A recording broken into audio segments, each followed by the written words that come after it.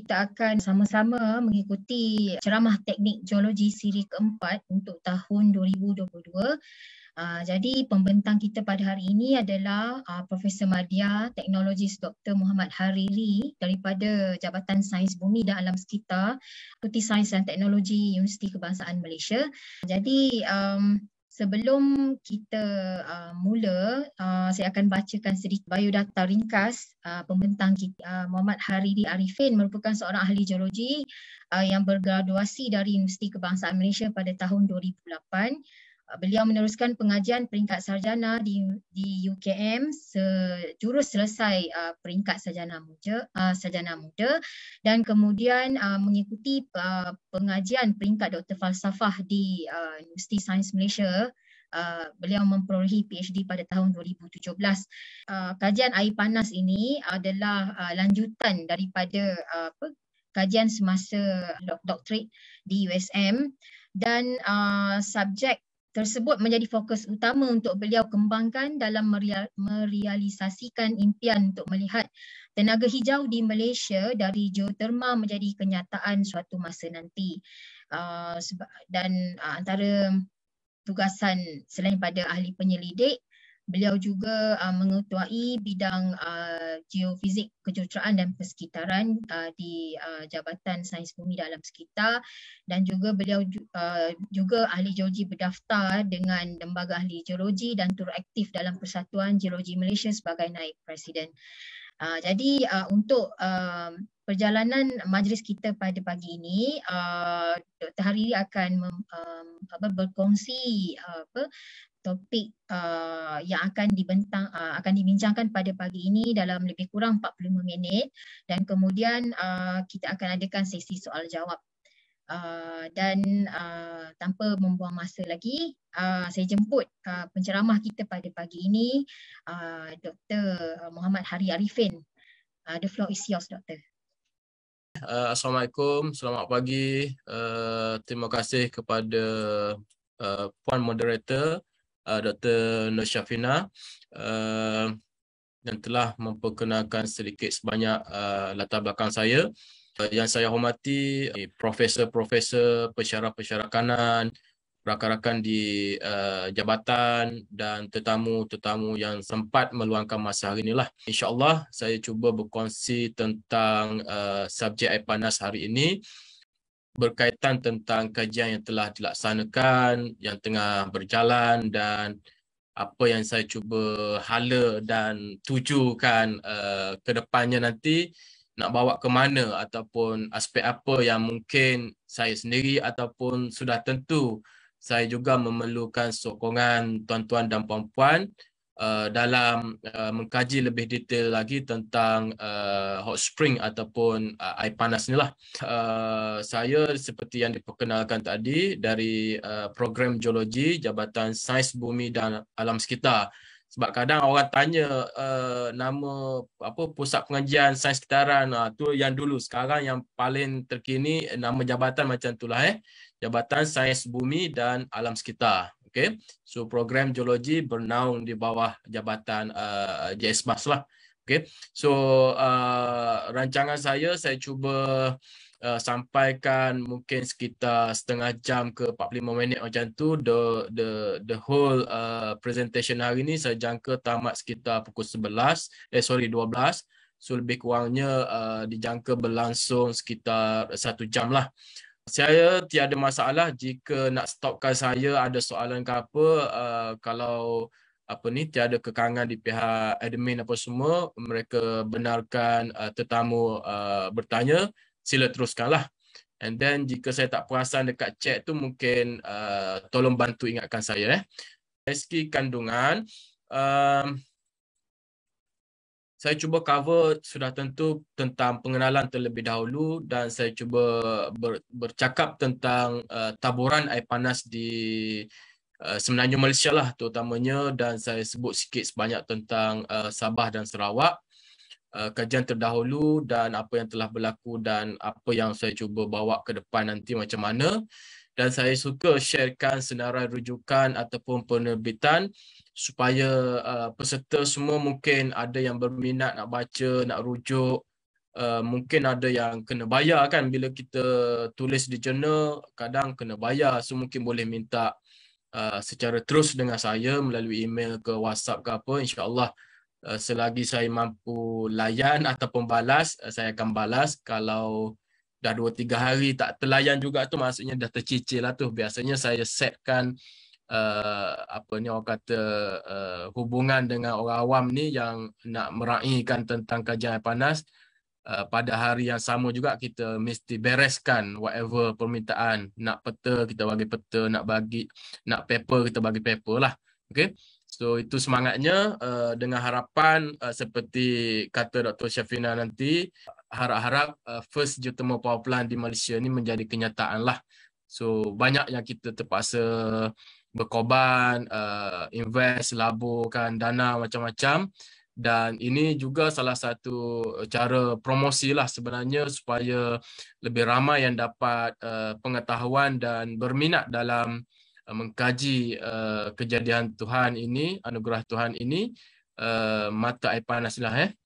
Dari segi pengenalan, sebenarnya ialah sering diajukan soalan tentang mata air panas ataupun hot spring ini macam mana proses pembentukannya. Biasanya dikaitkan dengan sistem gunung berapi, magma yang orang kata merah membara, menggelegak apa semua kan. Cuma kalau di Semenanjung ni yang tidak ada aktiviti gunung berapi ni, macam mana pula kan.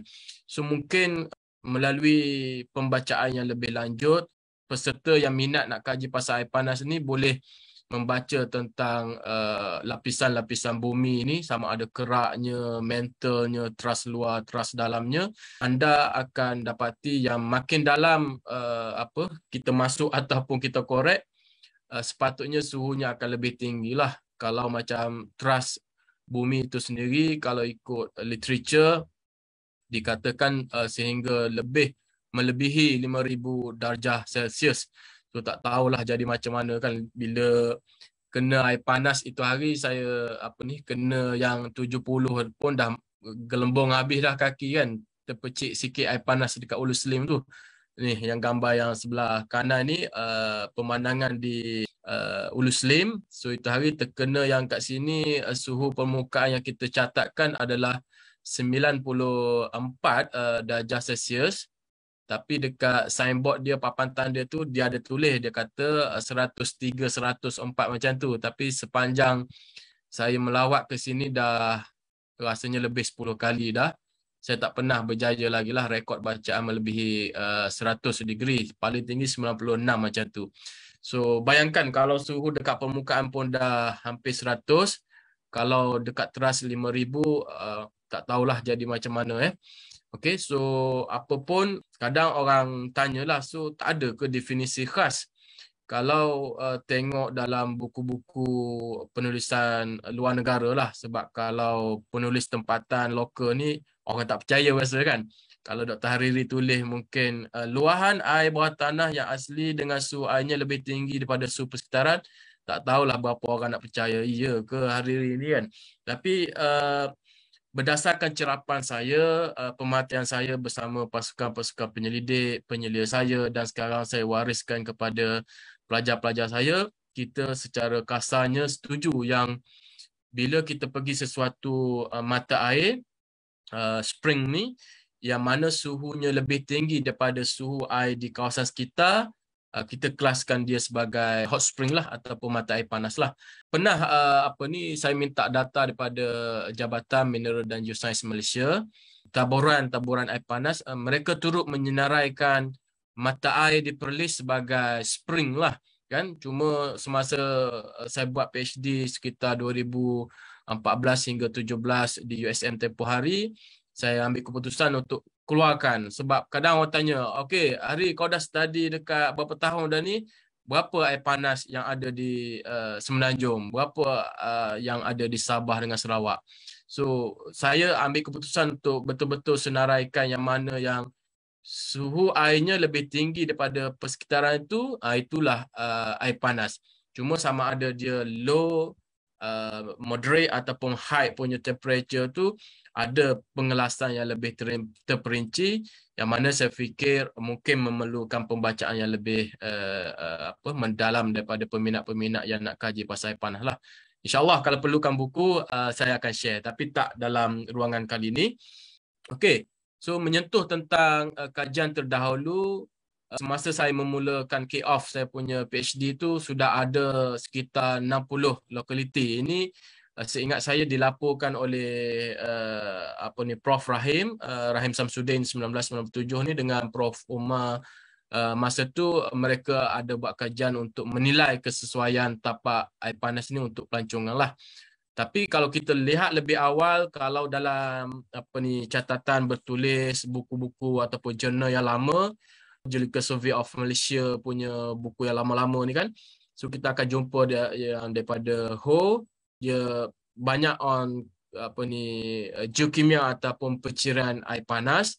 Kemudian Mak Saleh Mr. Bot ni pula kaji di kawasan Selangor dengan Melaka. Kemudian orang kita, saya percaya ini mungkin staff GMG, Cik Abdul Rashid Bacik ni. So banyak study pasal kualiti air dengan flow rate ataupun kadar aliran tu. Tapi tak banyak sebenarnya yang kaji. Dan kalau kita berbincang tentang hala tuju, ini merupakan salah satu yang boleh diberi tumpuan. Kadar aliran ataupun flow rate ni untuk setiap air panas yang ada ni sebenarnya berapa. Dan how we can measure this flow rate actually sukar juga, sebab kadang-kadang airnya memang cukup orang Indon ataupun negara jiran kita panggil lumayan. Sebab airnya memang melimpah ruah. Kalau pengalaman semasa pembinaan telaga tube yang kena air panas tu memang pressure-nya kuat dan banyak. So kalau ada pengkaji yang berminat nak kaji tentang kadar aliran ni, memang sangat-sangat digalakkan lah. Terutamanya untuk menjamin kalau dibuat stesen jana kuasa, adakah airnya mencukupi untuk memusin turbin kan. So itu salah satu aspek yang boleh difikirkan lah. Okey, kemudian tadi Abdul Rahim Samsudin saya dah sebutkan. Manakala ini Dr.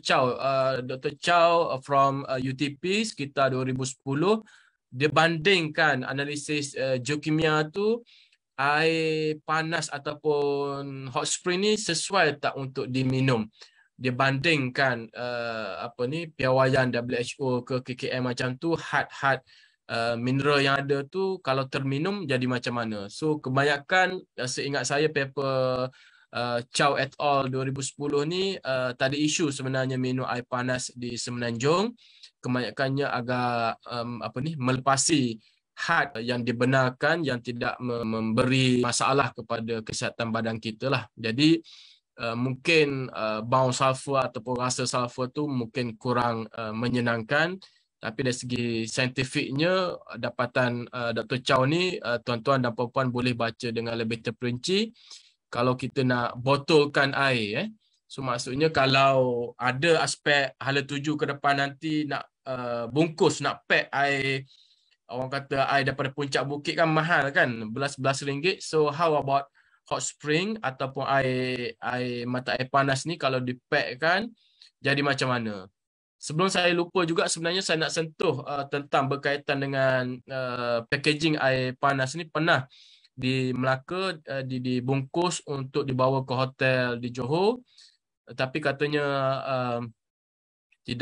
tak bertahan lama lah. Mungkin ada masalah kos ke apa ataupun tak mendapat sambutan. Cumanya agak menarik sebab pihak hotel cuba menggunakan air hot spring tu untuk mungkin dibekalkan ke dalam tap mandian supaya pengunjung boleh berendam daripada air pipe yang daripada tangki tu come from hot spring lah kan. Dan pengalaman yang lepas saya bersama tim penyelidik UKM, JMG apa semua ni, kita pernah saksikan di Hulu Langat penjaga kawasan sekitar Sungai Serai, Sungai Lalang tu ada yang gunakan untuk siram pokok, dan hubungannya dengan kesuburan pokok tu orang kata positif. Maksudnya mungkin ada kandungan mineral yang sesuai untuk pokok-pokok tertentu. Tidak semua sebab ada yang orang kata kecut apa kerah lepas siram dengan air panas ni kan. Tapi tak adalah kita siram tu dengan air yang totally panas. Tapi maksudnya diambil dan dibiarkan sejuk dan disiram pada pokok-pokok seperti cili, timun apa semua tu ada yang memberikan respon ataupun tahap kesuburan pokok tu makin baik. Tapi ada juga yang sebaliknya lah. So mungkin pakar-pakar pokok ke apa nak lihat sebab apa ni ada satu kes lagi di Kampung Jawa semasa pihak JMG ditakdirkan mendapat air panas daripada projek pembinaan telaga tiup. Mereka dapat air panas sebenarnya nak air yang sejuk kan untuk tapak masjid. So dekat situ juga ada pokok rambutan yang jadi mati disebabkan katanya air panas tersebut lah. So saya pun tak sure dan tak ada data saintifik lagi. Cuma itu antara perkara yang peserta yang mendengar hari ini mungkin boleh fikirkanlah sama ada nak kaji tentang benefit kepada pokok-pokok ni. Alright. Dan seterusnya JMG ni sebenarnya bukan sekitar 1996, 98, awal tahun 2000 sahaja. Sehingga kini pun sebenarnya ada kajian-kajian susulan yang mereka laksanakan. Cuma kadang-kadang kita tidak maklum ataupun mungkin kita terlepas peluang mendengar pembentangan seperti yang saya lakukan hari ini. So mungkin apa benda ni masa-masa akan datang pihak JMG pun akan berkongsi terutamanya untuk makluman semua pihak JMG sendiri pun mempunyai peralatan MT magnetotelluric yang mana dalam kajian geothermal sangat kita perlukan terutamanya untuk memetakan kedalaman sumber air panas reservoir dia tu, batuan takungan dia tu duduk berapa dalam kilometer ke bawah bumi tu, kaedah MT lah. Jadi mungkin jalinan kerjasama JMG dengan universiti ataupun pihak swasta ataupun adanya inisiatif JMG sendiri mungkin menawarkan servis ini boleh membantu kita memahami dengan lebih lanjut lah. Biasanya memang kajian shallow ataupun near surface geophysics dengan geochemistry sahaja yang diberi perhatian. Yang pemetaan geofizik yang untuk subsurface yang lebih dalam sampai berapa kilometer ni kurang diberi tumpuan mungkin disebabkan oleh peruntukan yang terhad, dana-dana penyelidikan macam universiti seperti kami pun mungkin agak terhad lah. Okay, dan saya letakkan nombor 7 ni yang kajian saya sendiri PhD sekitar 2017. Penonton ataupun pendengar hari ini boleh rujuklah penulisan kajian PhD di USM ataupun tesis tersebut juga kita telah berjaya ubah menjadi sebuah buku yang boleh dirujuk oleh lebih ramai peminat air panas. So boleh dapatkan juga sebenarnya dengan saya dan orang kata tak adalah diperam dekat library kan, tak tahu siapa yang pergi, siapa yang berkunjung ke sana kan. Jadi dalam kajian 2017 tu lebih banyak dan saya ulas baliklah mana yang daripada Ho sampai nombor 6 JMG tu kita cuba bincangkan dapatan-dapatan tu dan saya fikir sehingga 2022 sebenarnya lebih banyak kajian-kajian yang saya berikan kepada pelajar sarjana muda, pelajar master ataupun sarjana dan kini pun ada juga pelajar PhD yang tengah berjalan ataupun ongoing melakukan kajian dalam air panas ni lah. Okay, so ini antara dapatan nak kata terkini bolehlah juga walaupun dia sekitar 2000 last kami buat peta yang sebelah kiri ni adalah sekitar 2016 dan sekarang dalam proses untuk menghasilkan yang terbaru insya-Allah kerjasama dengan pihak JMG dan sebenarnya kita juga ada kerjasama dengan pihak MAISA untuk tindihkan lineament, tindihkan yang mana aspek angkasa raya ni kan, image satellite ke apa, kita cuba buat dengan MAISA untuk memberi pemahaman yang lebih kenapa air panas ni tertabur banyaknya di sebelah pantai barat ataupun Western Belt ni lah. So kalau penonton semua sempat melihat kembali abstrak yang saya sertakan tempoh hari, memang kita asingkan mengikut jalur barat, jalur timur yang sebelah sini, dan jalur tengah granite ni yang dekat Central Belt ni lah. So cumanya kalau diberi peluang dan orang kata dapat bertukar-tukar pendapat dengan rakan-rakan yang lebih arif tentang usia granite, jenis granite seperti Prof. Azman, Dr. Rozi, kan, Dr. Hatta from dan rakan-rakan yang lain yang mungkin lebih arif tentang tektonik ataupun granite punya intrusion di Malaysia ni, mungkin kita akan lebih faham lah. InsyaAllah usaha-usaha itu sedang digerakkan. Dapatan yang akan dijumpai nanti tu insyaAllah akan dikongsikan lagi lah. Cuma agak jelas dalam peta yang sebelah kiri ni, kalau di Semenanjung, memang di sebelah barat ni lah banyak terbentuknya air panas berbanding jalur timur dengan jalur tengah. Sedangkan mungkin kalau di jalur tengah ni agak terkait ataupun boleh dihubung kaitkan dengan zon bentung raut punya suca. So agak banyak lagi ilmu ataupun pengetahuan Tuhan yang beri pada kita ni agak sikit sebenarnya. So kita sebagai hamba Allah sepatutnya sedar maha kaya ilmu Allah itu yang kita dapat ni memang sikit sangat.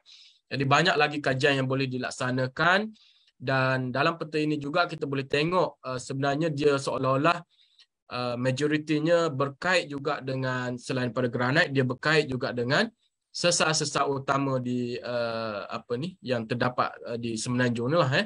Cuma bila kita zoom in, sebenarnya dia bukanlah exactly di sesar utama, dia lebih kepada sesar-sesar conjugate ataupun sesar-sesar yang terbentuk di samping yang sebelah utama tadi. Okey, dan yang sebelah kanan ini adalah untuk di kawasan Sabah dengan Sarawak. So yang di Sarawak banyak tertumpu di bahagian ekor kat sini ni. Dan tak banyak sebenarnya, agak dianaktirikan yang sebelah Sarawak ni berbanding kalau di Sabah, di Pori ni saya anaktirikan juga. Yang lebih menarik perhatian saya adalah yang di Tawau ataupun di bahagian Semenanjung Sempurna, yang mana ini adalah berkaitan dengan aktiviti gunung berapi yang sudah orang kata tak aktif dan boleh dikira sebagai masih muda lah, sekitar 10 ataupun 15,000 tahun. So yang lain tu kebanyakannya adalah non-volkanik ataupun bukan berasalan gunung berapi. Jadi biasanya kalau kami sebagai penyelidik ni, kita nak bandingkan yang asal gunung berapi dengan bukan. And then barulah pergi yang orang kata kalau di Sarawak nak tengok apa yang menariknya. So itu yang kadang terpaksa dianaktirikan, bukan sebab apa, sebab kadang-kadang bajetnya terhad. Macam Poring agak menarik juga bila berlaku banyak gegaran, gempa apa semua tu, air lumpur warna hitam tu akan keluar daripada air panas di Poring. Pernah direkodkan dan agak menariklah. Cumanya kita sebagai penyelidik tu tak berada di tempat kejadian semasa berlaku gegaran dan tak dapat nak buat sampling air semasa lumpur hitam yang dikatakan oleh pihak penjaga tempat tu. Dia kata lumpur hitam lah tuan. So kita nak analisis sampel tu tak sempat, tak berpeluang kan. Okay. So yang ni kalau peta sebelah kiri ni ada hub ciptanya di bawah hub cipta UKM. So tolong cite lah kalau guna ataupun kalau ada minta dengan saya, tolong cite kan UKM lah, takut kena saman nanti kan. Yang sebelah kanan ni tak ada masalah sangat. Alright. So ini adalah pengelasan di peringkat awal dahulu semasa saya tengah buat PhD. Nak pre-viva masa tu kita kelaskan mengikut north-south. Yang pertamanya mengikut Western Belt punya tadi itulah. Kita ingatkan dia punya jajaran tu daripada Kedah sampailah ke selatan. Kedah mewakili yang utara, yang selatan sampailah ke Gerisik ni, Batu Pahat ni. So kita kelaskan north-south pada mulanya. Kemudian east-west pula ataupun lingkaran daripada timur barat ni, which is kalau from barat, Tanjung Didih di Langkawi tu, air hangat Selat Pancur tu, kalau dapatannya, kita ingatkan dia daripada Langkawi masuk ikut Kampung Tas, Pengkalan Hulu dekat Gerik, sampai ke Jeli ataupun Pergau, Batu Sembilan di Kelantan tu kan, sampailah ekornya di Tok Bok, di Macang. So di peringkat awal pernah kita kelaskan mengikut kelas tersebut, Utara Selatan, Timur Barat, dan satu kelas lagi adalah kumpulan yang bebas ataupun yang tak dapat nak dibezakan, macam tak ada pattern khas lah kononnya kan. So adalah di sekitar Terengganu, di Pahang, Sungai Jin, di Betong ni. So bila bentangkan semasa Viva PhD tu, that time Prof Kamal Shah lah menegur saya, Riri, kamu sebagai geologi sepatutnya cuba kaitkan dengan taburan granit apa semua. So maka terhasillah peta tadi, dan saya percaya itu lebih sesuai lah. Kita tengok granit punya intrusion kan, dengan sesar-sesar utama tu menjadikan pengelasan tu lebih sesuai lah. Okey. Dan sedikit lagi tentang kajian terdahulu, sebab saya mengambil kesempatan ni untuk berceloteh sikit, sebab kadang-kadang pelajar ni dia kata kat mana doktor nak cari kan. Jadi tuan-tuan yang mungkin bukan ahli geologi pun boleh dengar dan boleh ambil tahu yang mana buku-buku ni sekarang ni agak terhad ataupun dah habis stok. Setahu saya kebanyakannya sudah dalam soft copy ataupun dalam bentuk PDF yang boleh diperolehi di JMG, terutamanya bahagian perpustakaan lah di Putrajaya. So yang menariknya juga sebenarnya, kalau Langkawi Island ni ataupun Pulau Langkawi ni, si Jones melaporkan Selat Pancur tu ada juga lelehan mungkin air panas lah dia kata kan. Tapi saya dengan pelajar PhD saya dengan rakan-rakan yang lain penyelidik tu, kita dah naik bot pusing sebelah sana memang tak jumpa. Even yang kita laporkan sebagai, yang kita panggil sebagai Tanjung Didih tu pun agak menarik. Proses pembentukan bubble yang keluar tu adakah disebabkan mungkin ada cavity, ada rerongga batu kapur dekat kuari bersebelahan dengan Tanjung Didih tu sendiri, ataupun memang betul jajaran air panas daripada air hangat dia pusing belah mana ke apa kan. So kita tak tahu. So kalau nak difikirkan hala tuju, siapa yang minat nak kaji dengan lebih detail, bolehlah intai-intai di Tanjung Didih tu betul tak air panas ataupun bukanlah. Dan manakala di Pulau Tioman sendiri, kalau mengikut si Bin ni, Pak Cik Bin ni, kalau tahunnya dia kata 1972 report ni ditulis. Kalau tengok kat sini dia kata belah Teluk Berus, somewhere di sebelah Teluk Berus ni ada juga. Masalahnya itulah nak kena masuk, nak kena cari celup kaki ke apa semua kan, meraba dalam aluvium ataupun lumpur tu, barulah jumpa. Tapi masalahnya kami dah pergi dan tak dijumpai lah. So kalau ada peminat-peminat air panas, pengkaji-pengkaji air panas, mungkin ada yang buat kajian di sebelah pusat penyelidikan, di sebelah UKM punya tu, mungkin boleh lanjutkan ke Pulau Tioman lah. Okay. So ini antara yang saya tak dapat buktikan lagi lah, kewujudan air panas di Tioman. Alright, dan ini antara kaedah-kaedah kajian yang biasa dilaksanakan lah bila kita bersembang ataupun bercakap tentang kajian air panas. So biasanya dekat lapangan kita ambil suhu, kita ambil pH, kemudian kita buat pemetaan geologi, terutamanya nak tengok batuan apa yang wujud di sekitar mata air panas tersebut lah. Okay, so dalam banyak-banyak ni saya rasa yang paling menarik adalah di dalam Terowong Pergau. Ini milik TMB, yang mana mereka menjana elektrik menggunakan hidro kan, maksudnya pusing turbine daripada air yang turun laju melalui shaft dia tu. Cumanya ada air panas kat sini sekitar dalam 70 degree suhu dia, dan agak sukar juga sebenarnya nak promote macam mana nak jana elektrik. Cumanya kebanyakan orang awam mungkin tak tahulah kewujudan air panas di sana. Okay, so selain itu juga kita ada ambil persampalan air untuk analisis geokimia, analisis apa benda ni dia panggil geotermometri ni, untuk mengira suhu batuan takungan, suhu air yang kat bawah tu berapa, ada formula dia lah. Okay.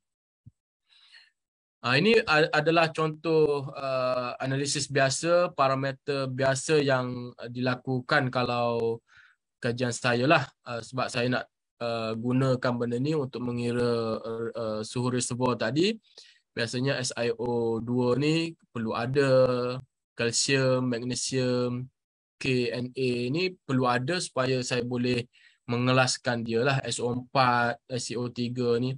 So biasanya dalam analisis geokimia air di Estate Venture ni biasanya sekitar dalam 200 ke 300 ringgit per sampel.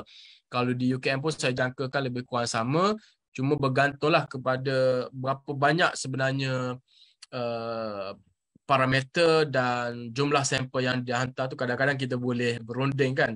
Cuma kadang-kadang pelajar tanyalah saya nak guna metod apa, nak hantar kat mana. So hari ni saya mengambil peluang ni. Kalau tak tahu lagi nak hantar ke mana, saya pun tak tahulah. Tapi yang peminat-peminat yang bukan pekaji, bukan pelajar berstatus pelajar ni, janganlah berasa hati. Saya just mention ni supaya nak tahu yang kalau kaji geokimia air tu kita analisis apalah. Okay. Dan ini pula kalau peralatan geofizik, ini survey gravity menggunakan alat gravitimeter. Yang ini TEM. Ini pula kaedah SISMOS. Bolehlah didetailkan lagi sama ada pantulan ke, biasan ke. Dan yang ini adalah GPR semasa buat survey di Terawang Pergau lah, nak tengok fracture system dengan air panas tu datang daripada mana kan. Dan ini agak common, saya percaya ramai geofizisis di Malaysia ni menggunakan peralatan keberintangan geoelektrik dan IP ataupun pengukur bantu arus. Alright, dan ini contoh analisis geokimia.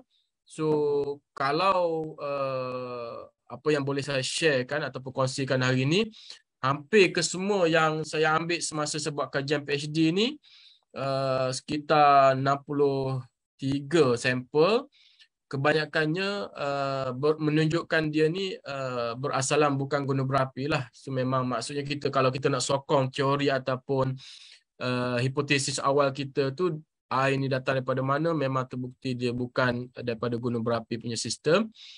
Dan kalau perasan kat sini, klorin ataupun Cl yang tinggi ni terutamanya di Langkawi, air hangat Tanjung Didih tadi sendiri, dengan di Sungai Gresik ataupun di Johor dan Terong dekat Perak, Taiping ni masin. So menunjukkan saltwater intrusion ataupun ada juga pencampuran air laut tu ke mata air panas tersebut. Mungkin lokalitinya memang ialah sudah tentu dekat dengan laut yang terbuka dan sesar ataupun retakan yang menghubungkan laut dengan di daratan yang terbentuknya air panas ni, berlaku proses pencampuran air masin itu sendiri. Okay, so and then ditawar dengan sempurna, memang kita dapat mengelaskan dia sebagai yang berasalan gunung berapi lah, tapi tak ada dalam jadual ni. Yang ni yang untuk Semenanjung saja. Untuk makluman, sebelum saya lupa juga, sebenarnya kalau raja-raja figure yang saya tak nyatakan rujukan tu, most of them come from my PhD punya finding lah. Maksudnya Hariri 2017 kajian PhD tersebut. So kalau nak baca dengan lebih detail, boleh dapatkan tesis tersebut, ataupun lebih senang lagi buku yang telah di-convert, tesis yang di-convert menjadi buku tu lebih senang diperolehi sebenarnya. Okay, so dengan masa yang terhad, saya cuba pantaskan lagi. Ini contoh dapatan di air hangat Langkawi. So sebenarnya banyak siri-siri kajian yang dilakukan di Langkawi di air hangat ni, memandangkan mungkin orang kata, kalau ikut siapa tadi dalam laporan Geological Survey of Malaysia yang Mak Saleh tadi, suhu dahulu di air hangat ni sekitar 60 darjah. Sekarang kalau kita pergi ukur paling-paling tinggi 40-45 macam tu saja. So sebenarnya apa yang berlaku? adakah air panas dah tak berapa panas? Apa proses yang berlaku di sebaliknya? Apakah proses pembangunan ataupun development yang berlaku, resort-resort yang dibuat kat sana tu telah menghalang laluan air ke apa? So masa tu kita cuba bantulah terutamanya pihak LADA untuk memastikan pembangunan di kawasan air hangat tu dapat dilakukan dengan baik. So ini contoh yang pada saya yang agak jelas dan menarik untuk dibincangkan. So dalam banyak-banyak garis survey keberentangan geoelektrik yang dibuat tu, saya nampak kat sini satu sistem sesar ataupun retakan yang jelas. Di tengah-tengah ini apa kita kata mungkin laluan air panas tu yang boleh mengalir ke permukaan. Dan yang bacaan tinggi kiri kanan ni satu jasad batuan yang besar yang mungkin tak ada fracture systemnya ataupun less fracture system. Tapi yang tengah-tengah ni cuma rajah di sebelah kanan ni pula saya ubah sesuai daripada Oskoy dengan rakan-rakan dia ni. Dia menyatakan kalau sistem air panas ni biasanya memang ada cap layer ataupun topi ataupun satu lapisan yang mengekang air panas tu keluar disebabkan oleh proses hidrotermal tadi.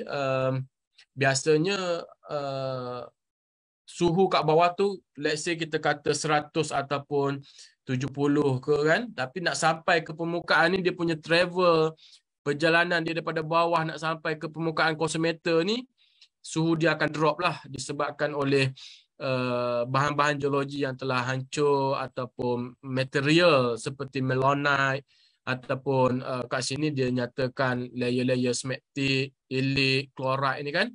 So menyebabkan apa benda ni?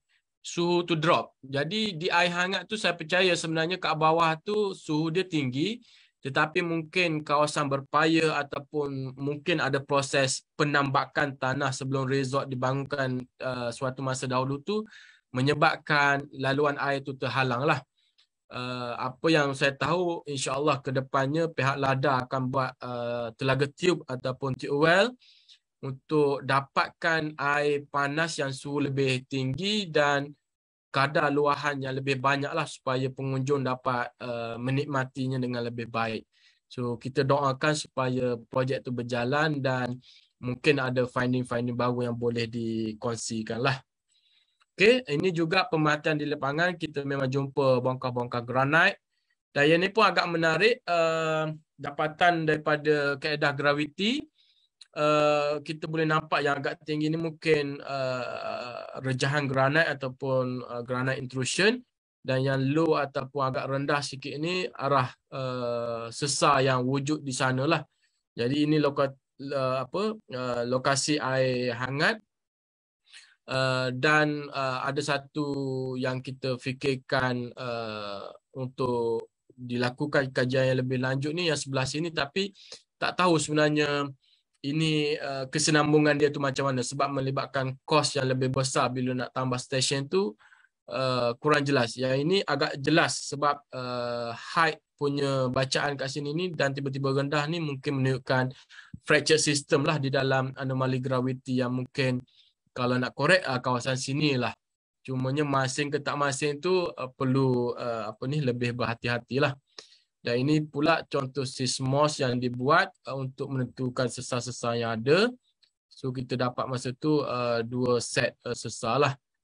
Ini pula di Sungkai, di Felda Sungai Kelah. Sekitar kajian masa PhD tempoh hari, banyak sebenarnya yang kita jumpai, sekitar orang kata lebih sebenarnya daripada 12.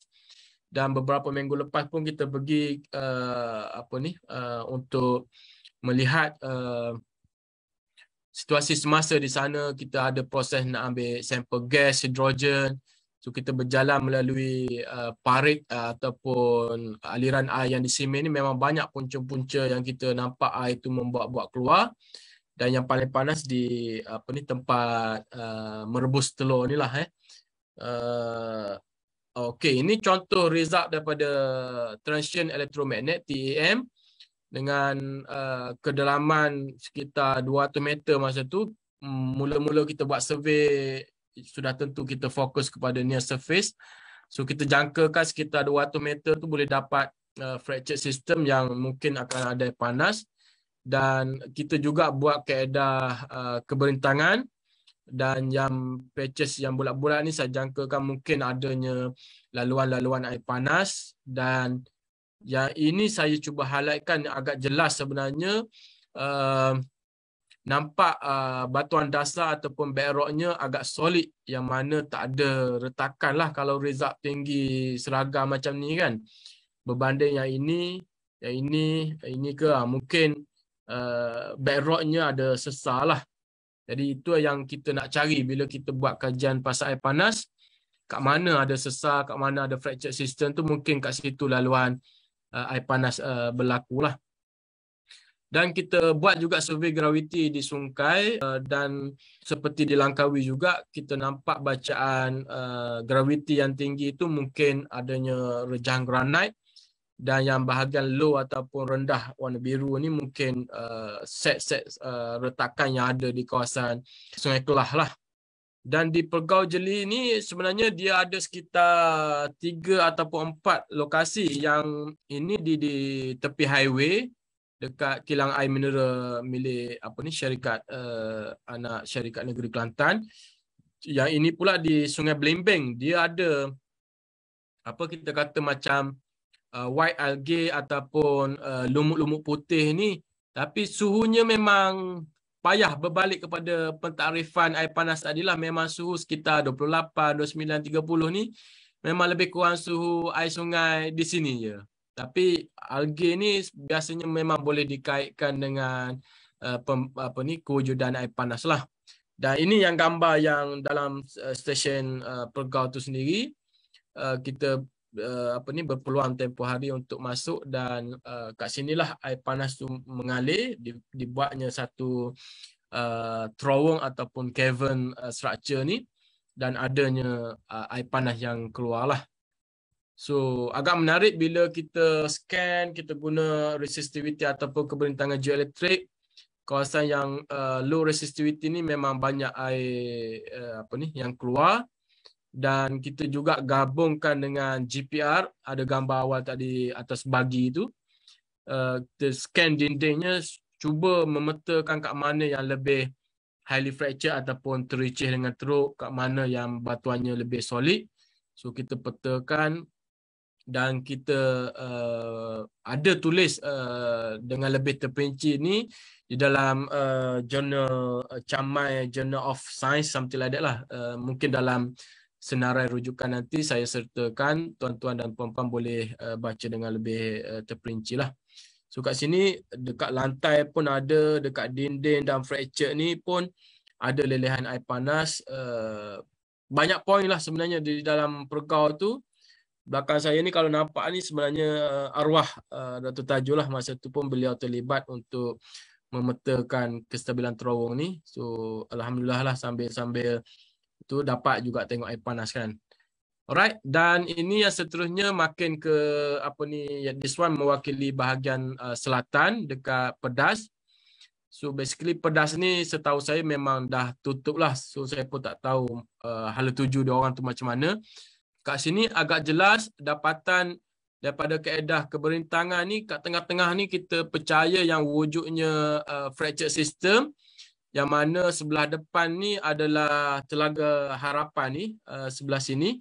Dan ini makin ke belakang ke orang kata ke semak ataupun hutan ataupun ladang kelapa sawit lah belah belakang ni. Dan bila kita buat extra works menggunakan kaedah seismik pula, kita dapati kesimpulan yang kita boleh buat adalah laluan air tu mungkin ke belakang macam ni. Dan ini adalah sungai utama dia. Sebelah ni ada satu villa Datuk Aimi, something like that lah, owner dia Datuk. So dia nak buat air panas, kita buat kat sini, dan bila dikorek tu memang setakat ni tak jumpa lah air panas. So mungkin air panas ni memang duduk sebelah sini. Landlord yang sebelah sini mungkin tak ada, ataupun tak cukup dapatan ataupun bajet yang diberi tu tak cover. Dan kita sebenarnya sekitar 2020 ada juga berpeluang melakukan penyelidikan di sebelah sini. Satu tapak untuk dibuat hospital neurologi ke apa, cadangannya kat sini, dekat Sawit ni dah clear. So buat geofizik, buat pengurudian, tak ada pun air panas, yang jumpanya memang shish berkarbon. So tak tahulah kalau ada rezeki orang buat sebelah sini pembangunan, bolehlah buktikan dapatan kajian yang sini. So laporan yang lebih terperinci tempat ni sebenarnya boleh diakses dekat jurnal Sains Malaysiana. Mungkin tuan-tuan dan puan-puan boleh type nama saya ke nama siapa lagi, saya tak ingat. Hot Spring Sains Malaysiana dekat Pedas. Anda akan dapat download lah laporan yang lebih terperinci tentang kawasan ni. Okay.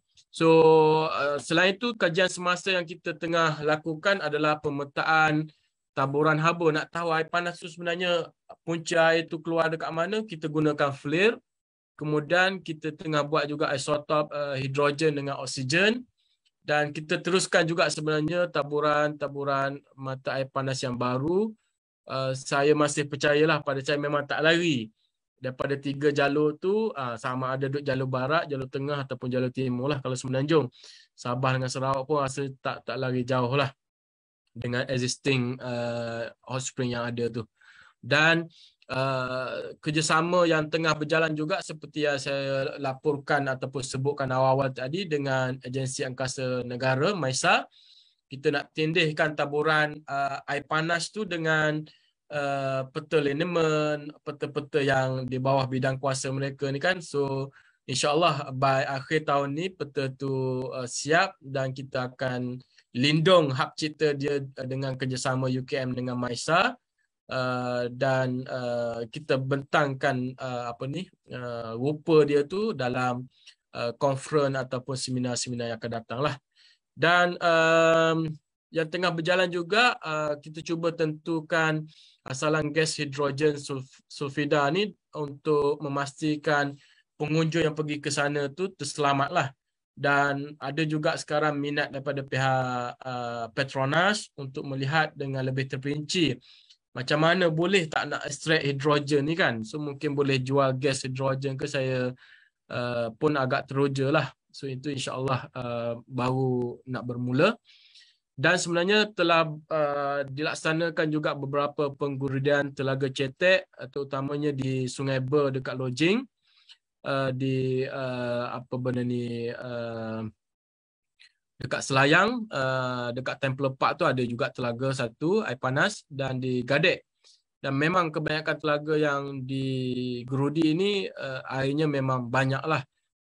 Dan cumanya kadang-kadang ada perbezaan tekanan ataupun pressure tu, mungkin ada kadang-kadang agak lebih membuat-buat airnya, kadang-kadang tu dia biasa saja flow rate tu.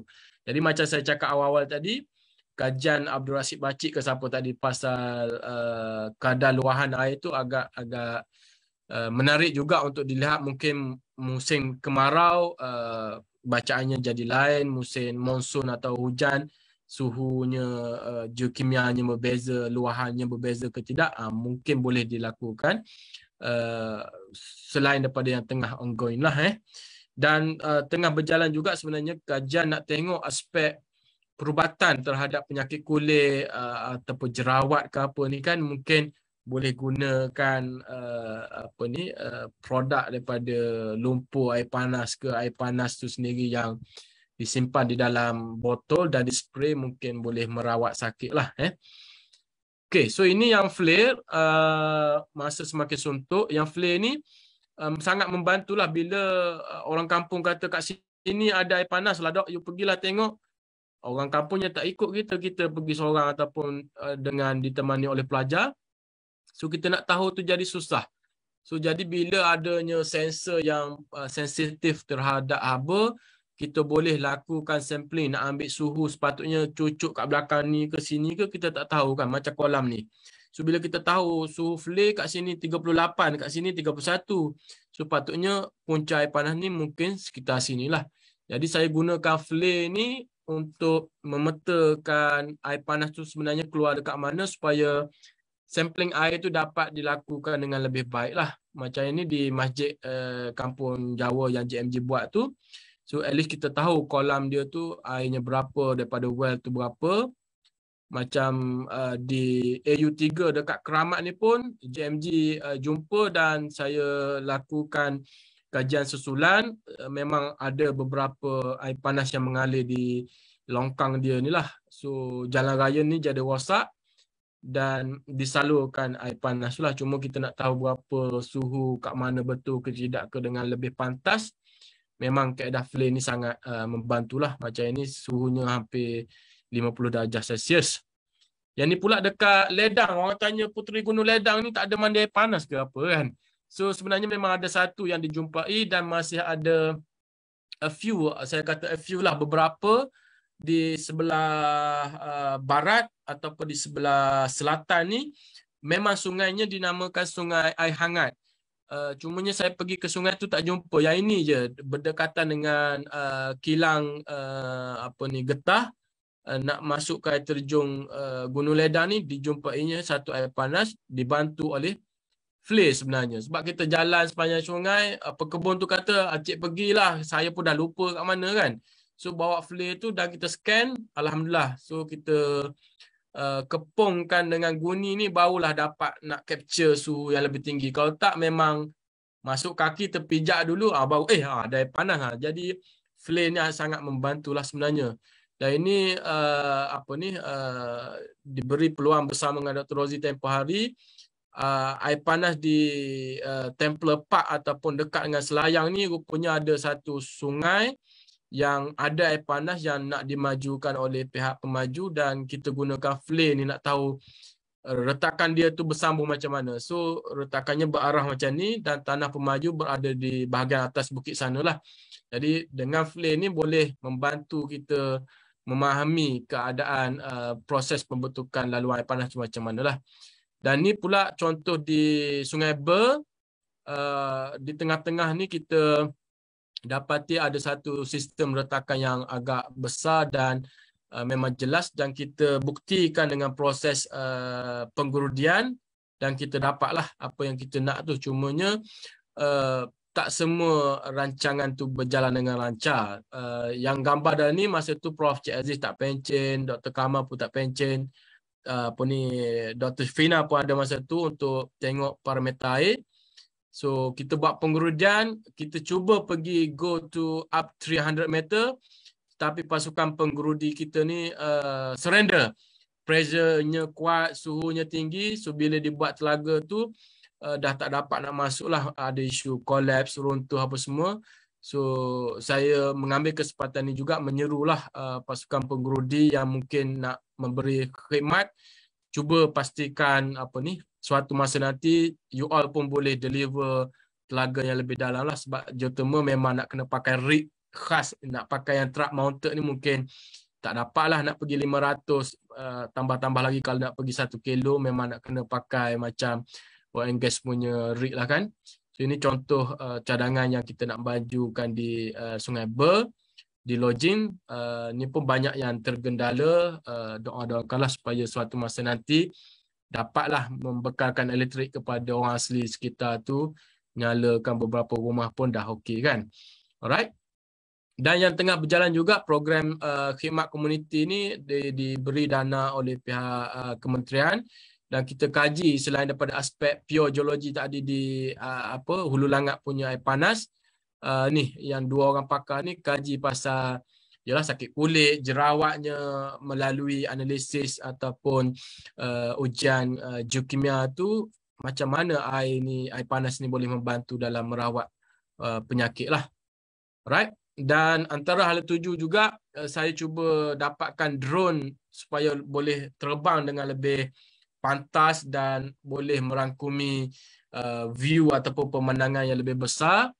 Kebanyakan yang dapat quotation tu sekitar orang kata 30,000 lah, sedap lah orang kata. Bawah tu mungkin tak tahan lasak ke apa, saya tak pasti. Cumanya kalau ada perancangan peminat-peminat air panas, pengkaji-pengkaji lain yang tengah dengar technical talk hari ni, mungkin boleh merancang lah untuk bekerjasama. Dan ini di sebelah kanan ni contoh peta lineament yang bila kita ada foto drone daripada atas, kita boleh tandakan lineament, dan tuan-tuan dan puan-puan boleh bayangkan kalau kita ada image ataupun foto udara yang terma, kita boleh matchkan dengan arah lineament yang kuning-kuning yang ditandakan ini, ngam ataupun selari tak dapatan dia tu dengan fracture system, dengan suhu yang dirakam oleh drone tadi. Okey. Dan sudah tentu saya memang berhasrat sangat-sangat nak tengok Malaysia ni bila lah nak ada first geothermal power plant. Kalau dibandingkan dengan jiran kita Indonesia dah beribu megawatt. Itu tak apalah lagi. Ni dengan Thailand ni 0.3 megawatt ni takkanlah kita 1 megawatt pun tak boleh kan. So insyaAllah kedepannya memang saya cuba memastikan atau orang kata promotkan semampu yang boleh, termasuklah ceramah teknik ni sepatutnya ramai lagi penceramah-penceramah lain yang handal boleh promot kepakaran ataupun bidang masing-masing. Hari ni saya ambil peluang juga, saya kata tak apa, saya bincang dengan Dr. Fina, tak apa, hari ni minggu ni saya cover, minggu depan ataupun bulan depan mungkin pensyarah lain ataupun senior-senior lain yang jauh lebih hebat ni boleh promot pasal sedimentologi, pasal fosil ke apa. So inilah, so kita tengok Semenanjung ni mungkin tektoniknya aktif lagi ke tidak ke. Banyak benda sebenarnya nak kena faham. Banyak teori dan kalau tengok dekat YouTube, pernah saya temu ramah Dr. Cik Mustafa Kamal Syuib tu, banyak yang duk komen lah kat situ, ya ke Semenanjung dah masuk ring of fire ke apa. So boleh tengok, boleh view huraian yang lebih lanjut daripada Cik Mus lah. Dah bersara, dia tak tahulah tengah buat apa sekarang ni kan. Right, so yang dari segi ranking, kita menyenaraikan Ulu Slim, Sungkai, Lojing, Dusun Tua dekat Hulu Langat dengan Terong ni antara orang kata top 5 lah kalau nak diberikan perhatian kalau nak buat tenaga elektrik. Saya tak sebut pasal Sabah dengan Sarawak, mungkin ada yang aware, so di Tawau tu mungkin yang paling sesuai, cuma mungkin ada sejarah-sejarah yang telah berlaku tu menyebabkan kurang perhatian diberikan lah. So dalam slide-slide terakhir ini saya ada senarai penerbitan.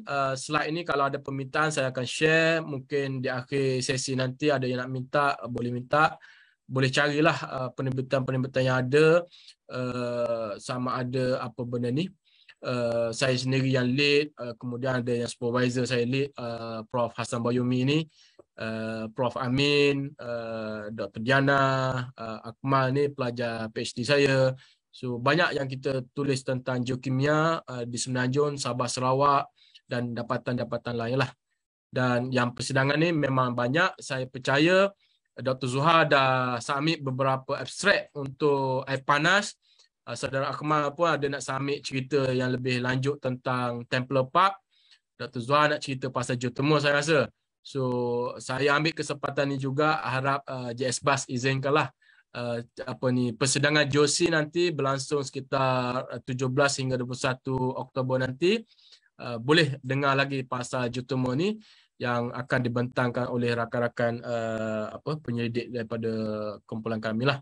Right, so kita juga ada buku dan bab dalam buku. Mungkin mana yang rasa nak baca yang tak tahu pun kewujudan tu, bolehlah hubungi saya untuk saya sharekan supaya ilmu tu terus dapat memberi manfaat kepada semua pihak lah. Dan kita juga sebenarnya ada apps ini, saya tak tahu boleh download lagi ke tidak sebab dana kita dah habis. Kita nak renew lesen pun kadang-kadang tak ada bajet dah. Tapi ini bila download sebenarnya boleh tahu air panas tu kat mana, gambar-gambar dia, suhu, pH dan peta dia. Dan ini yang saya cakap dekat YouTube channel saya tu, kalau nak tengok pasal air panas, saya percaya banyak rakaman-rakaman yang saya upload kat situ. Tuan-tuan dan puan-puan boleh saksikanlah. Harapnya memberi manfaat dan dapat menambahkan lagi pemahaman macam mana proses air panas ini terbentuk. Alright, ini contoh buku yang diterbitkan. Ini buku yang saya kata saya convert PhD saya. Dan kita juga bukanlah tak kenal erti penat lelah, tapi itulah perjuangannya masih panjang. Saya tulis di dalam akhbar supaya mungkin mendapat pemerhatian pemerintah kita, pemimpin-pemimpin negara kita kan. Takut duk sibuk berpolitik saja ke macam mana kan. So kita kena mainkan peranan, tulis sedikit sebanyak rencana, promote pasal air panas lah. Alright. So sekian, terima kasih. Email saya kat situ, nombor phone-nya pun ada. Saya ucapkan banyak-banyak terima kasih terutamanya kepada jabatan saya sendiri, JS Bas, kerana memberi laluan kepada saya minggu ni untuk berkongsilah sedikit sebanyak, dan tak dilupakan juga kepada semua ahli pasukan saya, pelajar-pelajar PhD, pelajar-pelajar master degree dan agensi-agensi luar termasuk JMG, MISA dan rakan-rakan industri lah yang telah banyak memberi dana dan peluang untuk berkolaborasi, dan orang kata knowledge tu dapat disampaikan kepada semua pihak. Okey Dr. Fina, itu sahaja slide saya hari ini. Saya serahkan kembali kepada Dr. Fina. Okey, terima kasih Dr. Hariri. Saya percaya partisipan kita pagi ni seramai 48 orang, dan di Facebook dalam 11 orang mendapat banyak manfaat daripada perkongsian Dr. Hariri sebentar tadi. Jadi kalau saya tengok soalan, ada beberapa soalan yang diajukan. First ada compliment and also suggestion daripada Mr. Logan daripada Akademi Sains Malaysia. Memandangkan kebanyakan partisipan tak letak affiliation, jadi saya tak boleh saya tak tahu yang tulis dekat nama masing-masing ni. Most of them you are from GMG, Jabatan Mineral Geoscience. Terima kasih tuan-tuan yang sudi hadir. Saya ada nampak juga daripada consultant company, daripada mana, ada daripada universiti juga, ada universiti lain ada juga yang hadir. Cadangan daripada Mr. Logan. Syabas Doktor Hariri sebab hasilkan buku daripada tesis PhD. So saya ingin mencadangkan Doktor berbincang dengan GMG supaya terbitkan SOP pembangunan sumber air panas. Manalah tahu mungkin sumber ini boleh dibangunkan sebagai sumber tenaga hijau baru. Suggestion daripada Mr. Logan. And then the next question daripada Dr. Lakam. Salam keluarga Malaysia. Terima kasih Dr. Hariri di atas perkongsian ilmu. Okey, soalannya, bagaimana sumber air panas ini menyumbang kepada pemanasan dunia atau global warming? Ada tak data maybe from GMG yang berkaitan dengan pemonitoran gas radon untuk mengetahui tahap pembebasan gas radon di kolam-kolam air panas di Malaysia? Dia ada lagi soalan. Mungkin doktor boleh jawab dulu soalan tu ke? Okay. Untuk yang tu dulu Dr. Fina. Gas radon memang kita tak cover lagi setakat ni. So memang tak ada data on climate change ataupun yang memberi kesan kepada pemanasan global lah. So terima kasih banyak Dr. Lakam daripada nuklear kan. Dia orang pun ada hutang tu Dr. Fina. Trio daripada nuklear ni Dr. Lakam. Siapa lagi? Saya punya senior 2 orang lagi tu. Dr. Fairuz, Diana dengan siapa seorang lagi, 3 orang tu yang berhutang nak bagi ceramah teknik tu. Tapi berbalik pada soalan tu, I try my best kalau boleh cover bahagian gas radon, kita cuba tengok juga. Dan penonton-penonton pendengar yang lain kalau berpeluang ada minat yang sama bolehlah cover kan, sebab kadang-kadang kita pun tak menang tangan nak cover semua topik. Okey, teruskan Dr. Fina. Okay, soalan Dr. Lakam. Doktor, kalau I'm not sure whether this one is it related from to the previous question. So dia tanya adakah asalan atau laluan pathway air panas ini berpunca daripada sumber yang sama? Adakah asalan atau laluan air panas ini berpunca daripada sumber yang sama? Saya secara umumnya saya akan kata kalau semenanjung lah saya percaya ianya bukanlah sama, cuma laluan ataupun pathway ataupun retakan yang ada tu, sebab kalau kita plot daripada Singapura, semenanjung kita sampailah ke Pengkalan Hulu, sampailah ke Siam tu dia macam ada jalur dia lah Jadi cumanya biasa kalau kita baca dia akan tulis deep seated fault ataupun sesar yang terletak jauh ke dalam. Jauh ke dalam tu memang agak subjektif. Berapa dalam tu pun saya tak pernah kaji lagi. Cuma macam saya cakap tadilah, seingat saya Dr. Nurul pernah buat kajian PhD dia guna data satelit untuk menentukan kedalaman sesar-sesar utama di Semenanjung. Jadi mungkin kalau ada data tersebut dan dikaitkan dengan taburan air panas ni, mungkin kedalaman sesar-sesar ni boleh ditentukan dan kita mungkin dapat satu hint yang baru. Sama ada laluan yang sama, kedalaman yang sama, mungkin boleh dapat juga. Okey. Soalan seterusnya daripada Encik Muhammad Taqiyuddin daripada GMG kalau saya tak silap. Salam doktor, terima kasih atas pembentangan yang menarik. Soalan saya, yang pertama, dalam dapatan kajian pihak doktor, sumber air panas yang dijumpai adakah berpotensi untuk dijadikan sumber tenaga baru atau hanya untuk ekor pelancongan?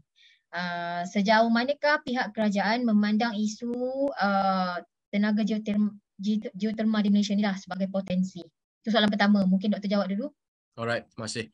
Saya rasa ini Dr. Taqiyuddin kot, postdoc USM, bukan GMG, seingat saya Dr. Fina. Okay, sorry. So, berkenaan soalan tadi, saya percaya projek terdahulu ataupun orang kata ditawar tu mungkin perlu dilihat kembali apa yang berlaku, apa yang sepatutnya dielak ataupun macam mana mengawal dananya, mungkin macam mana mengawal proses penggurudiannya, sebab yang saya tahu kedalamannya sudah 1 kilo lebih sebenarnya mereka telah korek di sana, namun mungkin terhenti disebabkan mungkin dananya sudah habis ataupun mungkin pengurusannya tak berapa jelas ke macam mana kan. Jadi kalau di Semenanjung ni beberapa minggu yang lepas kita bermesyuarat bersama pihak SEDA, memang mereka minat untuk siapa-siapa pun terbukalah untuk buat benda ni. Cumanya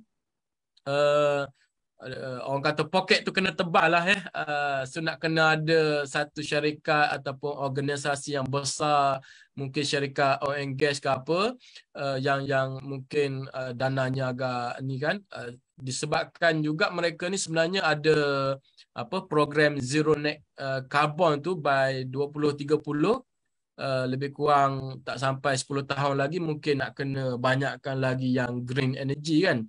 Tapi tak tahulah sebab syarikat oil and gas mungkin ialah minatnya lebih kepada minyak kan, macam mana nak pergi ke tenaga hijau ni mungkin lari daripada bisnes utama, mungkin kurang juga minat tu. Cumanya desas-desus sentiasa kedengaran, insya-Allah akan ada, cumanya banyak lagi kerja, effort, promosi yang perlu dilakukan. Macam cadangan slogan tadi pun, saya setuju kalau tak ada polisi, kita buat polisi, tak ada garis panduan, kita cuba wujudkan supaya lebih jelas dan orang awam tahu how to do it, macam mana melaksanakannya, macam mana nak rancang dia betul tak ada potensi, mungkin melalui dokumen-dokumen yang dapat dibukukan tu menjadi rujukan dan orang lebih yakinlah untuk buat tenaga hijau ni. Okey, soalan daripada Dr. Taqiyuddin yang kedua, adakah dapatan kajian doktor mengambil kira faktor entalpi geothermal? Okey, sebenarnya dalam pengiraan analisis geokimia juga ada formula untuk pengiraan entalpi. Semasa PhD saya cover topik ini dan detailnya ada di dalam buku tersebutlah. Okey, so setakat ni soalan tak ada soalan. Dr. Lakam ada dia suggest supaya kajian lanjutan berkenaan gas radon tu diutarakan kepada Nuklear Malaysia. Dr. Lakam bagi suggestion Dia bagi hint kot ya, dia bagi hint. Bekerjasama tu. Terima kasih Dr. Lakam. Siapa ni seorang lagi saya ingat Dr. Rahman Yaakob. So 3 orang ni Dr. Fina kena kejar balik nanti bagi technical talk nanti. Okay. So doktor, memandangkan setakat ni tak ada yang bagi soalan. So mungkin saya boleh tanya soalan ke hari ini sendiri. Bagaimana dengan nilai TDS untuk air panas ni? Sebab kalau groundwater di Malaysia ni kita punya groundwater is a young age, so therefore kita punya TDS value tu is low. Okay. So bagaimana dengan sebab saya tengok tadi nilai chloride untuk sampling air panas ni agak tinggi chloride dia. So kalau chloride with that value untuk air bawah tanah, so kita memang dah suspect ada contamination lah. So macam mana dengan kalau air panas sendiri, adakah common TDS dia tinggi over 1,000 or over 10,000? Is there any pattern? Sebab doktor memang ada banyak data cover Semenanjung dan juga Sabah Sarawak. Setakat ni doktor boleh komen? Okey, secara umumnya kalau TDS ni saya tak lakukan dengan detail, tak beri fokus terhadap parameter TDS itu sendiri. Cuma saya memang setuju yang beberapa site terutamanya macam air hangat tu sendiri memang kita tahu dianya masin. Cuma yang lain-lain tu ialah kita pun tak jangka yang dia akan masin ataupun brine. Dan setakat analisis yang spesifik klorin ke macam tu saya buat. Cuma TDS, cerapan yang lain tu saya tak lakukan dengan detail. Sebenarnya kita cuba melihat juga aspek YSI multimeter tu Dr. Fina.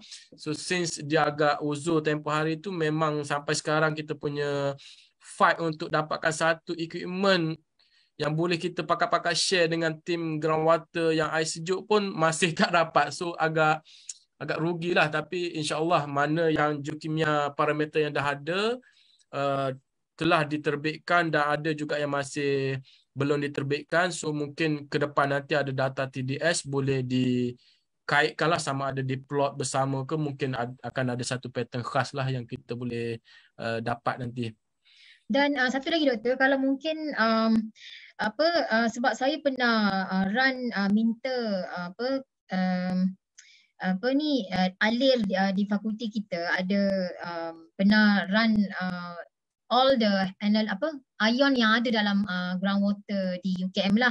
So ada some of the ion tu kita maksudnya dia ada tapi cuma dia bukan is being detected in the water sample, tapi dia bukan as a major or as a minor ion lah. Maybe it's like a trace macam tu. Mungkin doktor mungkin boleh buat benda yang sama lah, sebab tengok air panas ni apa lagi, sebab tadi ion yang dianalisis tu sangat spesifik. Sebab kalau groundwater ni memang kalau groundwater yang fresh groundwater, kita memang kalau ikut Lembaga Urus Air Selangor, kita ada banyak up to 60 plus parameter. Jadi ada banyak ion yang kita cuba detect lah dalam air kalau fresh groundwater lah. So kita nak tahu juga kalau air yang panas up to kilometers ni, adakah dia lagi selain pada TDS tadi, adakah dia lebih banyak ion selain daripada yang tadi ada fluoride, is very specific. Adakah dia ada banyak lagi ion-ion lain yang terlepas pandang lah sebagai satu karakteristik air bawah air panas di Malaysia ni, saya punya curiosity je lah, sebagai suggestion lah. Saya rasa sekejap saya tengok balik kalau kat Facebook ada soalan tak. Okay, so tak ada soalan. Jadi, okay, ada soalan daripada Dr. Basril. Adakah punca sulfur dalam geotermal, adakah semuanya sama? Okey. Terima kasih Dr. Basril. Sebenarnya untuk isotop ni kita baru covernya adalah hidrogen dengan oksigen sahaja. Dan sebenarnya banyak yang pending disebabkan masa kita hantar sampel tu ditakdirkan datanya COVID, dan bila kita berurusan dengan kita hantar ke Kimberley ke USA masa tu, sekarang responnya pun tak ada kan. Jadi banyak lagi yang kita terawang-awang lah, meraba-raba nak ulas, nak apa. So saya tak boleh nak jawab untuk punca sulfur ni adakah semuanya sama, saya tak boleh jawab lagi. Okay. So terima kasih Dr. Hariri dan memandangkan tak ada lagi soalan. So sekali lagi saya mengucapkan ribuan terima kasih kepada Dr. Hariri dan juga semua partisipan yang sudi meluangkan masa untuk mendengar sedikit perkongsian daripada Dr. Hariri berkenaan dengan kajian yang beliau lakukan bersama tim penyelidikan. Jadi kita sebagai tanda kenang-kenangan diminta semua para peserta untuk onkan kamera, so kita akan ambil gambar lah, minta urus setia ambil gambar. Kita satu ada lagi, kalau ada lagi ke? Kita tunggu kalau boleh penuh lah sikit lah. Alright. Jika semua ceramah Dr. Hariri, Dr. Rozi, okay, nampak situ. Okay, Cik Carol sudah ready, Cik Carol ya? Okay, 1, 2, 3. Okay, baik. Terima kasih Dr. Shpina. Itu saja. Okay, so terima kasih Puan Hanida. So sekali lagi saya ucapkan terima kasih kepada Dr. Hariri atas perkongsian dan kita sangat mengalu-alukan kalau ada daripada para peserta ni yang saya rasa ini adalah satu medan yang baik untuk kita berkongsi pengalaman masing-masing. Jadi boleh hubungi saya lah ataupun rakan-rakan geologi lain di program geologi Universiti Kebangsaan Malaysia ni sendiri. Okay, sekali lagi terima kasih diucapkan. So sehingga kita bertemu di ceramah geoteknik yang akan datang. Assalamualaikum warahmatullahi wabarakatuh. Waalaikumsalam. Terima kasih semua.